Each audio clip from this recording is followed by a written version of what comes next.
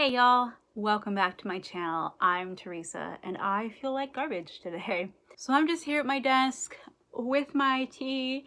I am drinking licorice root tea from Traditional Medicinals. Delicious. Always makes me feel better when I'm not feeling well.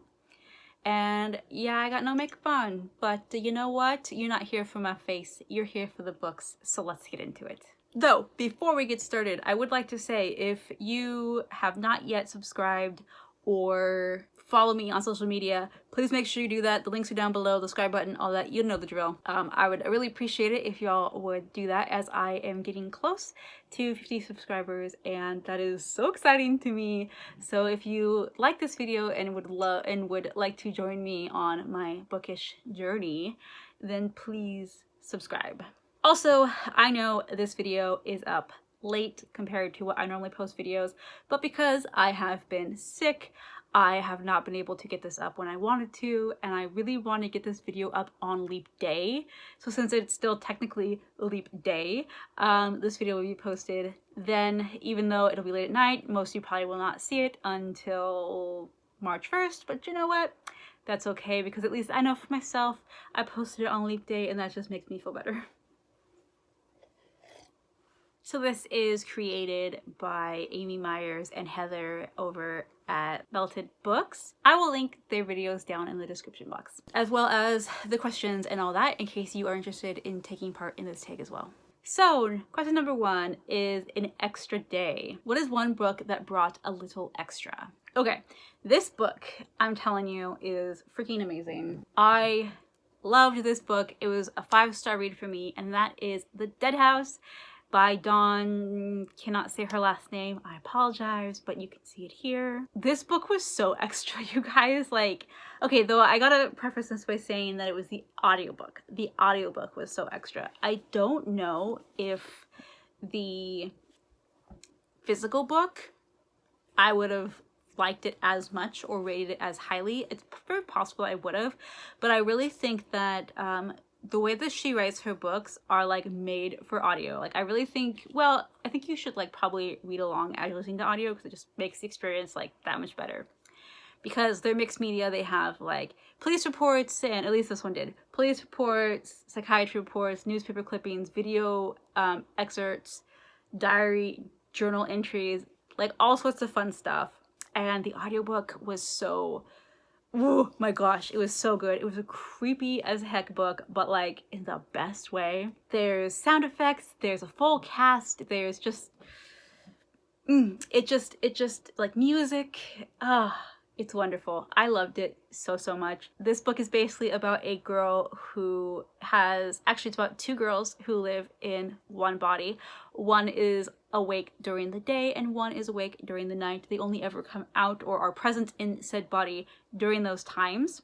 And so they've never met each other, but they view themselves as like sisters. And something happens and they go to a mental institution and they are told that it's DID, even though both the girls believe that this is not DID, this is just how they've always been their whole life. But the thing that's so intense about this story is you only hear from one girl's side. You only hear from one girl's perspective. And there is this tragedy that happened where a couple people were killed, and so they're investigating and trying to figure out what happened. And leading up to this, so they're looking at police reports, they're looking at psychiatry reports, they're looking at journal entries. They found an old journal entry of one of the girls, and it's just amazing. And you kind of see like how these events turned into what they turned into, and it's a horror, and it's just like, oh my gosh, it's so good. It's really good. I would definitely say if you are someone with DID, proceed with caution, because at first it does kind of make it seem like in a negative light, but towards the end I think it kind of redeems itself a little bit. The author does have someone in her family with DID, so I don't know. But anyways, I highly recommend it to you. If you like horror, I think you will love this book. Read the audiobook because it is so extra. Number 2 is taking a big leap. What is a book you are or were afraid to read? And that book for me is The Fellowship, The Literary Lives of the Inklings, J.R.R. Tolkien. C.S. Lewis, Owen Barfield, and Charles Williams. This is edited by Philip and Carol Zaleski. This is a nonfiction book all about the literary group that was the Inklings, that included these 4 men. They were all good friends, and they would get together and talk politics. They would talk literature, they would talk life, I guess, religion, discussing like philosophical type of stuff, like philosophy. And this book is all kind of about them and the things that they discussed and talked about, and kind of delves deeper into their lives and this group that they had. And it's huge. It's a huge honking book. This book has, I think it's 500 and something pages. Let me see. So 512 pages of this are the actual story. And then the rest of the book, which in total is 645 pages.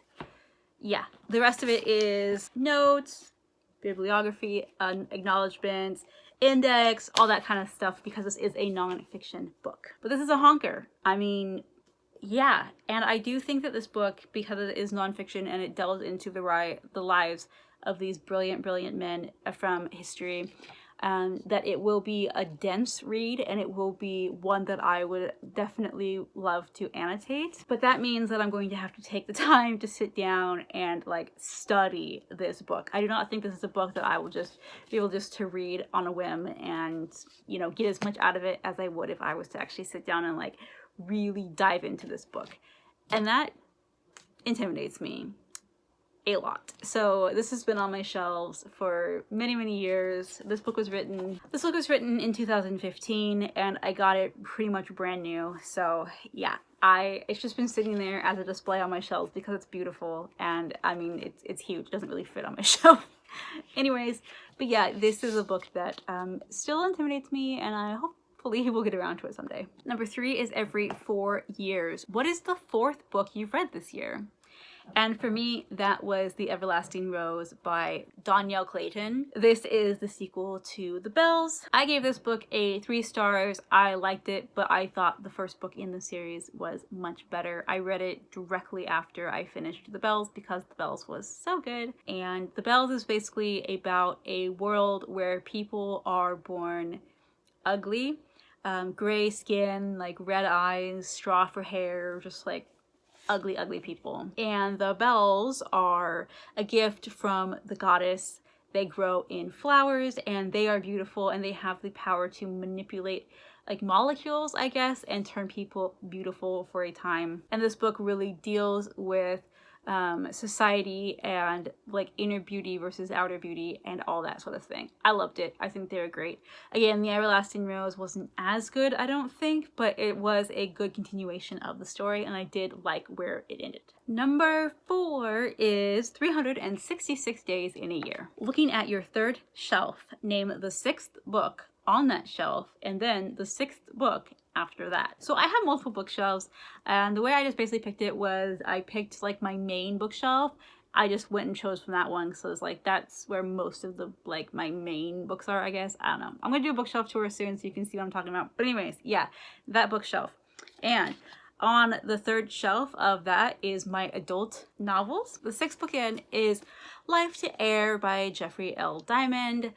I really don't know what this is about, like that much of it. All I know is it's a crime thriller. It involves television, politics, the Russian mob. Yeah, and I'm kind of 50-50 when it comes to that kind of stuff. I love thrillers. I like crime type of books, but I'm picky. I'm very picky with them. So I haven't read this one yet. I don't know if it's any good, but this was book number 6 on that shelf. And then the 6th book after that was one of my favorite books of all time. That is The Girl on the Train by Pamela Hawkins. I adore this book. I think this thriller was done so, so well. And the movie, I actually really like the movie adaptation. I think they did a really good job at capturing the story. So this is about a woman who rides a train back and forth to work every single day. And as she's looking out the window, she invents lives for the people that she sees as they're passing by.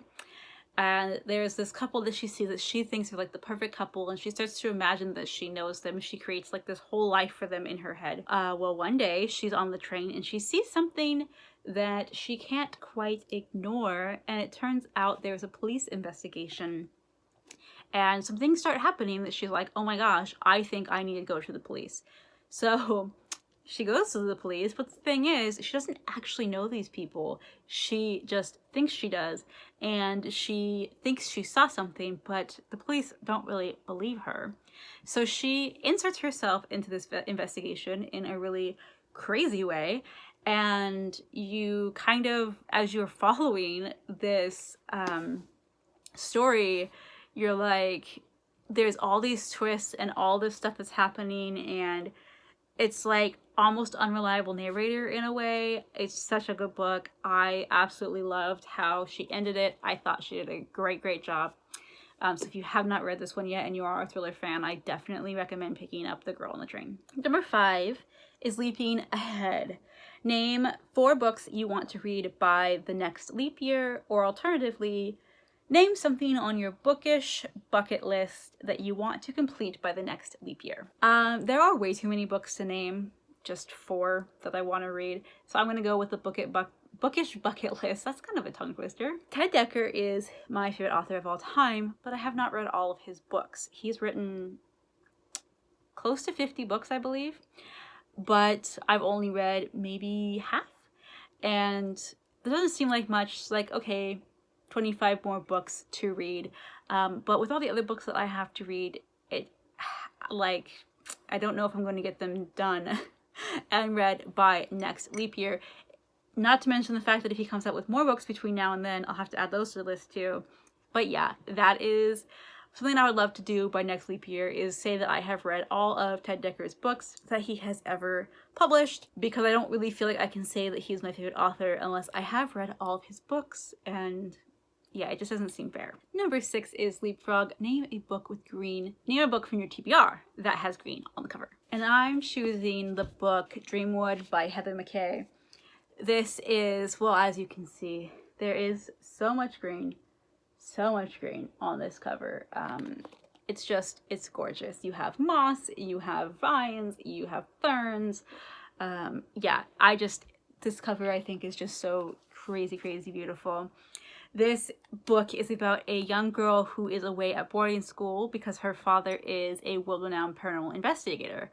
Well, one day he gets lost in the woods of the Pacific Northwest, and this girl runs away from the boarding school to basically try and find out what happened to her father.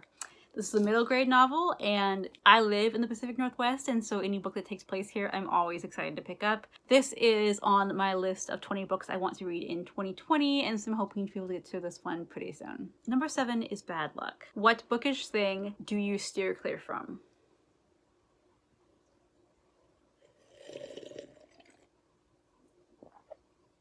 Well, I steer clear from smut. I am not a fan. I don't like it. I don't think it's necessary. Not my thing.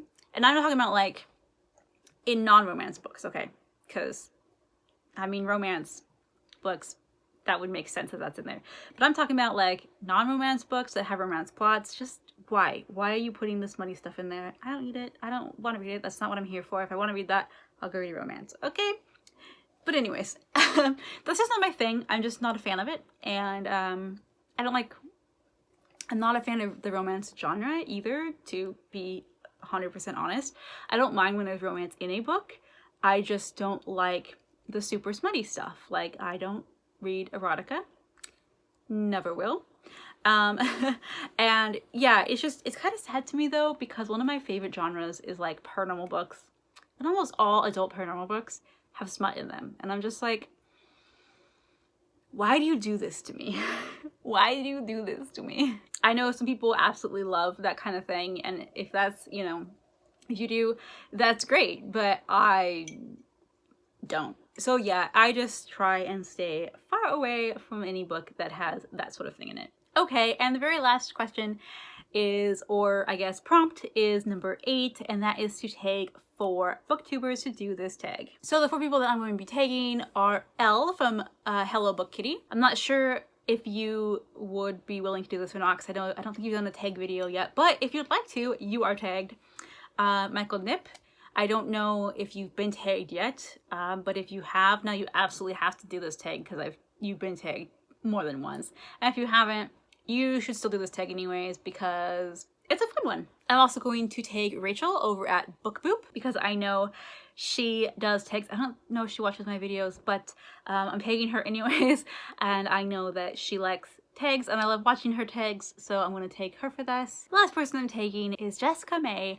Again, I don't think she watches my channel, but if you happen to see this, you are tagged. And then anybody else who wants to do this, of course, you are more than welcome to do this tag as well. As I said, the questions and everything are down below. Check them out. I really appreciate you guys sticking with me even though I am not feeling my best today. I appreciate the fact that I have almost 50 subscribers. That is just like, it's heartwarming. So thank you all for hanging out with me, and I hope that, you enjoyed this video. If you did, give it a thumbs up, of course, and find me on social medias, do all the things that you do when you like someone on YouTube, and I will hopefully see you in my next video. Bye!